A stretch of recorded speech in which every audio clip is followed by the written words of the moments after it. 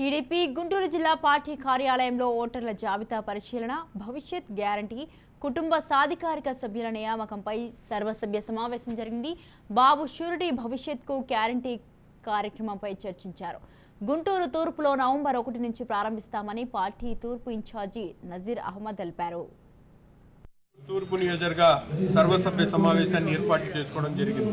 ముఖ్యంగా ఓటర్ నమోదు కార్యక్రమంతో పాటు 2024 ఓటర్ ముసాయిదా జాబితాను ఏదైతే ప్రభుత్వం విడుదల చేస్తా ఉందో ఆ జాబితాను పరిశీలించినటువంటి కార్యక్రమంతో పాటు భవిష్యత్తు గ్యారంటీ బాబు షూరిటీ పేరుతో చేపట్టేటువంటి కార్యక్రమాల మీద ఈరోజు విస్తృత స్థాయి సమావేశాన్ని ఏర్పాటు చేసుకోవడం జరిగింది.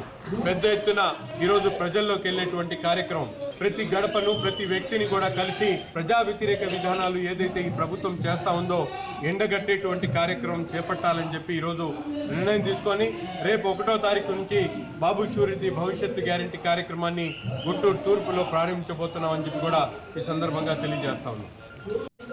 కార్యకర్తలు ఇద్దరి మధ్యలో ఏదో చిన్న వాదోపదాలు జరిగినాయి, నాయకుల మధ్యలో కాదు. అక్కడ లోకల్గా ఇద్దరు ఉన్నటువంటి